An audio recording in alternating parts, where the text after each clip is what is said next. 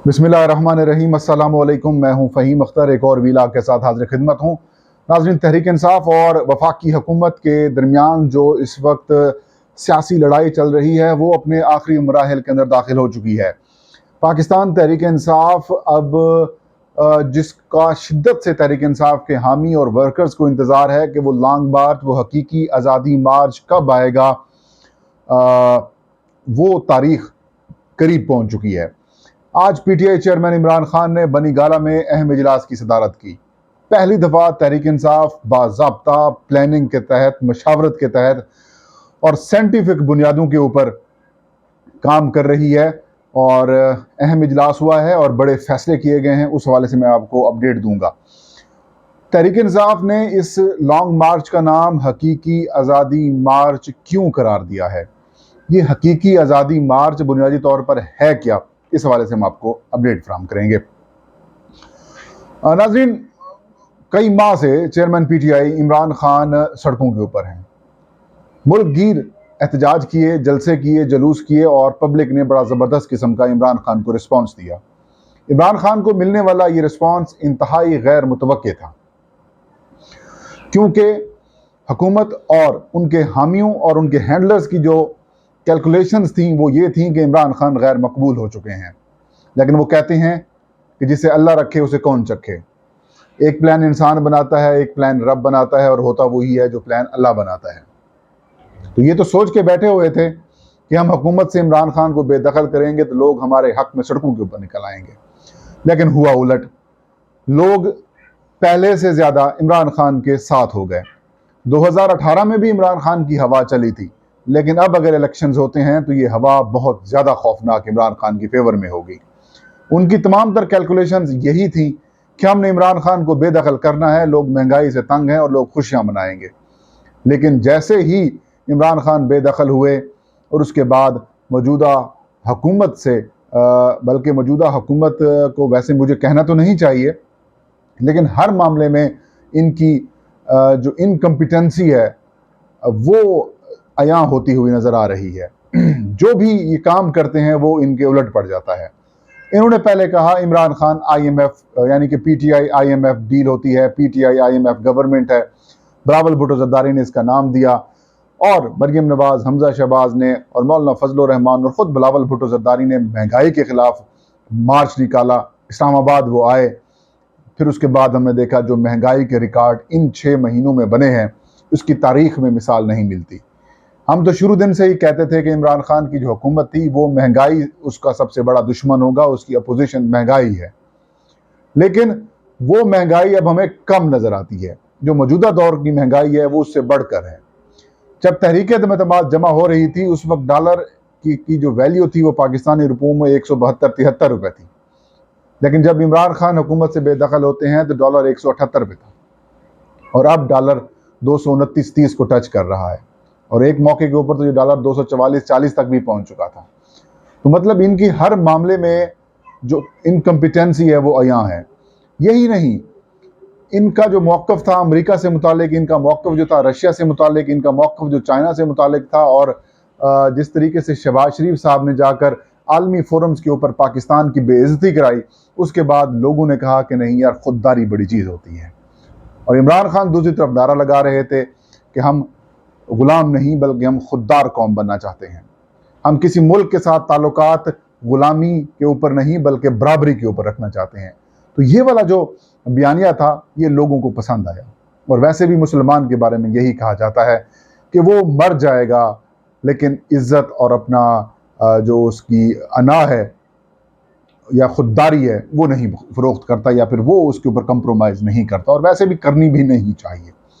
तो यूँ इमरान खान की जो पॉपुलैरिटी है वो रोज़ाना की बुनियाद के ऊपर बढ़ती चली गई और ये परेशान के ऊपर परेशान होते गए। और इनकी बुखलाहट का अंदाज़ा नाज़रीन आप ये लगा लें कि इमरान खान को काउंटर करने के लिए और अमेरिका के ख़िलाफ़ इमरान खान का जो बयानिया है उसको ख़त्म करने के लिए इन्होंने वज़ीर आज़म हाउस जैसे इदारे की भी तौहीन कर दी। ना सिर्फ वज़ीर आज़म हाउस या ऑफिस के इदारे की तौहीन की गई बल्कि ये दुनिया भर में पैगाम पहुंचा दिया गया कि prime minister house of Pakistan जो है वो गैर महफूज है। यहाँ पर होने वाली हर गुफ्तगू टेप होती है। यहाँ पर हर होने वाली गुफ्तगू के ऊपर किसी ना किसी की नज़र होती है, बगिंग होती है, लिहाजा यहाँ पर कोई भी अहम चीज़ डिस्कस ना करें।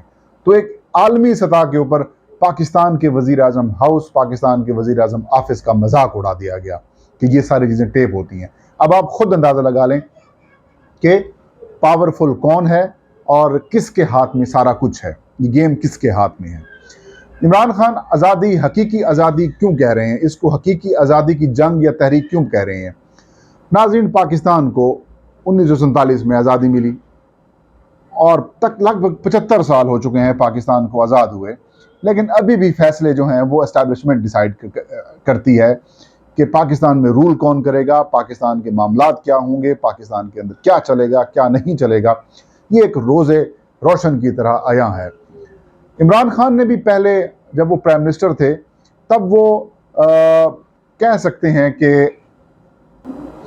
कि उन्होंने एस्टैब्लिशमेंट की हमायत की, एस्टैब्लिशमेंट के हक़ में बातें भी की, लेकिन बाद में जैसे जैसे इमरान खान साहब को पता चलता गया कि यार मामला तो बड़े गंभीर और ख़राब हैं, तो उन्होंने कहा कि नहीं भाई, इनफ इज़ इनफ, अब मामला आगे नहीं चल सकते। और बिलखसूस जब उनका किरदार, इमरान खान बारहा अपने बयानात जलसों में कह चुके हैं कि जब आलमी साजिश हो रही थी, जब गैर मुल्की साजिश पाकिस्तान की हुकूमत को टॉपल करने के लिए की जा रही थी, तब इन जिनका काम था इस साजिश को रोकना, वो कहते हैं हम न्यूट्रल हो गए हैं। तो इमरान खान ने अब जो हकीकी आज़ादी का नाज़रीन नारा लगाया हुआ है वो बुनियादी तौर पर एस्टैब्लिशमेंट के किरदार को कम करना है। और आप कह सकते हैं कि इमरान खान हकीकत में एंटी एस्टैब्लिशमेंट सियासत की तरफ जा रहे हैं या फिर उस तरफ उनका रुख हो चुका है। माजी में जितने भी हमने एंटी एस्टैब्लिशमेंट सियासतदान देखे या फिर सियासी जमातें देखी हैं, वो एक ना एक मौके के ऊपर आकर एस्टैब्लिशमेंट की गोद में बैठ जाती हैं और यूं उनका जो एंटी एस्टैब्लिशमेंट नैरेटिव है वो बड़े बुरे तरीके से पिट जाता है और वो ऐसा सामने आता है उनका एंटी एस्टैब्लिशमेंट नैरेटिव कि ये सिर्फ इक़्तिदार के भूखे हैं और यही वजह है कि वो एस्टैब्लिशमेंट की गोद में जाकर बैठ गए हैं। आज चेयरमैन पीटीआई इमरान खान की सरबराही में तहरीक इंसाफ की खैबर पख्तूनख्वा, पंजाब की सूबाई और ज़िलाई सतह के ऊपर जो तंजीमें हैं उनके सरबराहान या फिर सदूर और सेक्रेटरी जनरल्स की अहम मीटिंग होती है। इस मीटिंग में शाह महमूद कुरैशी, परवेज़ खटक, हमाद अजहर, डॉक्टर यास्मीन राशिद समेत अली अमीन गंडापुर और तहरीक इंसाफ के रहनुमा फवाद चौधरी और दीगर लोग इसमें शरीक होते हैं, असद उमर भी होते हैं। आज के इस इजलास की खास बात यह थी कि इजाज चौधरी साहब जब इजलास से बाहर आते हैं तो उन्होंने प्रेस कॉन्फ्रेंस करते हुए इस बात का ऐलान किया कि मंगल से मुल्क भर में जेल भरो तहरीक चलाई जाएगी। जेल भरो तहरीक चलाने का फैसला किया गया है, ये कहना था इजाज चौधरी साहब का। उनका कहना था कि जहां जहां सेंट्रल जेल्स होंगी उनके सामने तहरीक इंसाफ के वर्कर्स बड़ी तादाद में बाहर निकलेंगे और गिरफ्तारियां देंगे, जेलें मुकम्मल तौर पर भर जाएंगी और हुकूमत जो है वो परेशानी का शिकार हो जाएगी। तो खैबर पख्तूनख्वा और पंजाब में तो नाज़रीन आप मतलब पीटीआई की हुकूमत है तो फिर अपनी हुकूमत को आप डिस्टर्ब करेंगे। और दूसरा, मेरे मुताबिक अगर जेल भरो तहरीक तहरीक इंसाफ चलाती है तो इसी जेल भरो तहरीक चलाने की आड़ में इमरान खान को वफाकी हुकूमत और पीटीआई के सरकर्दा जो दीगर रहनुमा हैं उनको गिरफ्तार कर लेगी। अगर उनको गिरफ्तार कर लेती है तो फिर तहरीक इंसाफ की जो हकीकी आज़ादी लॉन्ग मार्च है या जो तहरीक है ये दब जाएगी और ये लीड करने वाला ज़ाहिर है अब कोई नहीं होगा, तो फिर मसाइल पैदा होंगे। तो ये एक अजीबो गरीब और अहमकाना किस्म का मैं कहता हूँ कि डिसीजन होगा। अगर कोई ये मशवरा भी दे रहा है तो ये पीटीआई के फेवर में नहीं होगा। मैंने जब यही सवाल फवाद हुसैन चौधरी साहब से किया, पीटीआई के सीनियर नायब सदर हैं, तो उन्होंने इस फैसले से लाइल्मी का इजहार किया। हालांकि ऑफिशियली तहरीक इंसाफ की जानिब से फवाद चौधरी साहब को प्रेस कॉन्फ्रेंस का टास्क सौंपा गया था, तो फवाद चौधरी ने अपनी प्रेस कॉन्फ्रेंस में हुकूमत के ऊपर तो तनकीद की, उनकी इस हुकूमत के इस दौर को फाशिज्म करार दिया। लेकिन जब मैंने उससे सवाल यही किया कि इजाज चौधरी साहब ये अनाउंस कर गए हैं कि जेल भरो तहरीक चला रहे हैं, तो उनका कहना था कि कुछ तजावीज़ आई हैं, कुछ आरा आई हैं, कुछ मशावरत आई है, लेकिन हतमी फैसला ऐसा नहीं हुआ कि तहरीक इंसाफ जेल भरो तहरीक चला रही है। यकीनन फवाद चौधरी साहब को भी इल्म होगा कि अगर इन्होंने जेल भरो तहरीक चलाई तो तहरीक इंसाफ की लीडरशिप को टारगेट करके अंदर किया जा सकता है। तो मेरे ख्याल में इजाज चौधरी साहब से थोड़ा सा ब्लंडर हुआ है या फिर वो कुछ चीज़ें पहले बता गए हैं जो आगे नहीं होनी चाहिए थी। बहरहाल अब तहरीक इंसाफ ने पहला मरला शुरू कर दिया है।